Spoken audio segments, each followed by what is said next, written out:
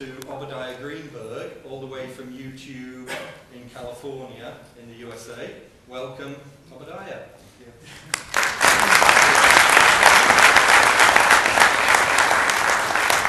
Thank you all very much. It's a huge honor to be here today. And thank you, John, and the event organizers, and Carol Skyring for your friendship this conference, and for a terrific keynote yesterday, of course. Thank you. It's been a pleasure.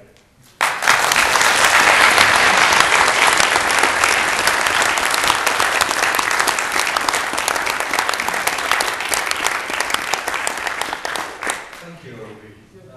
Fantastic presentation. We've got just a few minutes for questions and answers. We've got two microphones again, so I think right here, Nigel. That's all right. So one either side. Any questions, anybody? Nobody tweeted questions. I was terribly disappointed.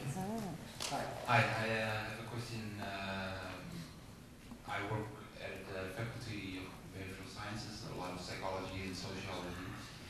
One of the biggest worries of teachers there for open courseware is that when you put something, for instance, on YouTube, and basically every student knows how to grab something from YouTube or download it. I mean, it is possible that stuff they say in lectures will reappear somewhere on the web, but taken out of the scientific context that they wanted it to be in.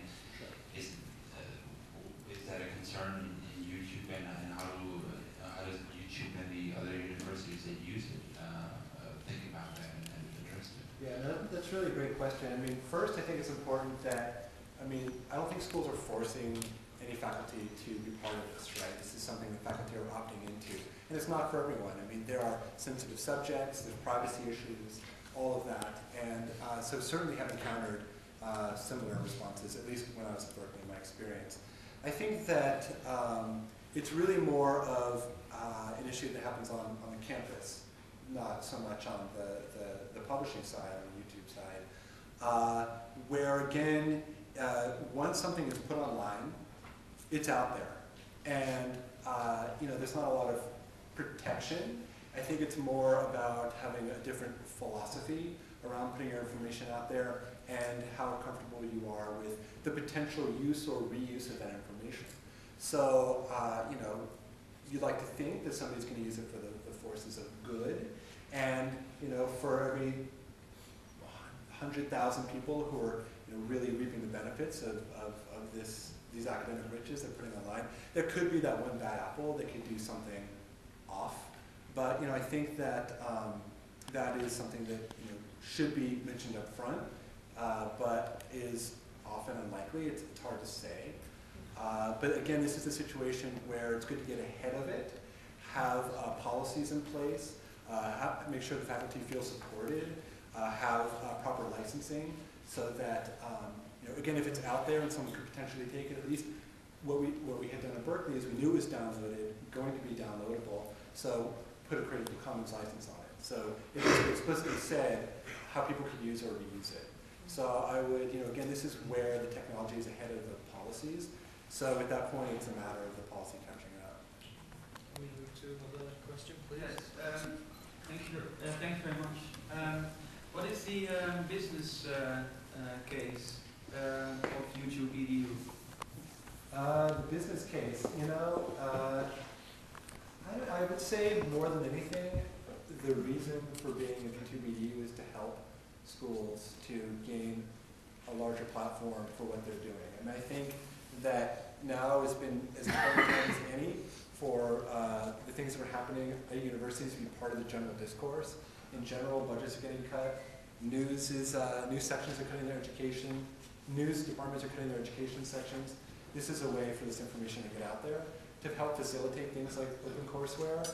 In terms of a business model, it's not about making money. I think it's really about continuing to reach the broadest possible audience and have the broadest range of material available on YouTube in general. So, I think that that's what we want to be. We want to be the place that you come to for any subject you're interested in. But YouTube EDU business model, it's not not something we're thinking about at this moment. It's really more about doing the right thing and seeing what follows.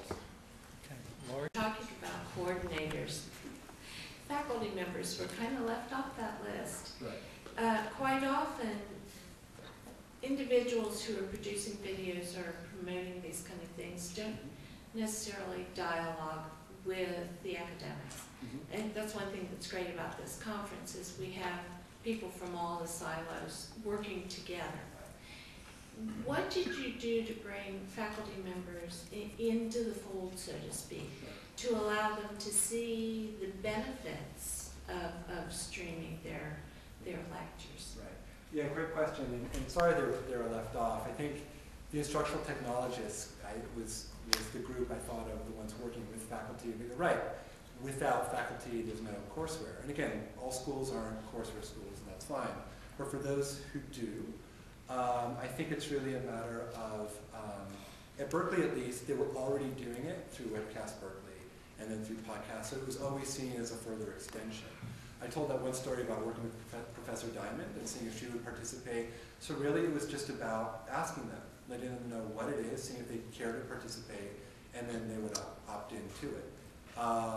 I think that it would be unfair and wrong to just videotape lectures and put them online without asking. I mean, that's just not right. So it's really about talking to them. In fact, another story back at Berkeley when we started the podcast, one of the first things that I did is a professor called who I knew and said, hey, I know you're really innovative doing new things. Would you like to try this thing called podcasting? We talked about it, and it was really through his willingness to be an early adopter that it grew. Without him, there was nothing, right? And usually from there, once one faculty member does it, then their colleagues get more comfortable, they can talk to each other, and it tends to be kind of different cultures in different departments. But it's, as I was saying before, it's certainly not for everybody. I guess my point though was, sometimes if you have a faculty member on your team of coordinators who can speak that language, you might get more people on the bandwagon. Right. It's a good point. Can we move to one last question, Sure. because we're conscious of time? Just specifically about IPR, have you run into any problems with third-party materials that the professor is using in his lecture, normally under rights which he's allowed to have within his lecture? Any difficulties then when you're actually pushing them online in terms of, obviously, you're breaking them apart? That's a great question. Again, that's something that I think happens on the campus level. Not speaking as a YouTube person, but from my experience working in higher ed, I know we worked really hard to make sure material was free of any copyrighted material, to use copyright-free or alternative material as much as possible. I know that some schools it's a great expense to scrub material. That's why it's better to start to integrate copyright-free materials up front. Often instructional technologists will help with redesign slides or so on that are not just taken from the textbook, for example. But really I think it is something that happens at the campus level. YouTube is there as a platform for making it available. You just don't get involved in the discussion. Okay. Well, thank you very much. I'm sure we could go on for a long time. I'm here all day. Wonderful questions and lots of answers, all sorts of things. Fantastic presentation. Thank you very much, Obidiah Greenberg.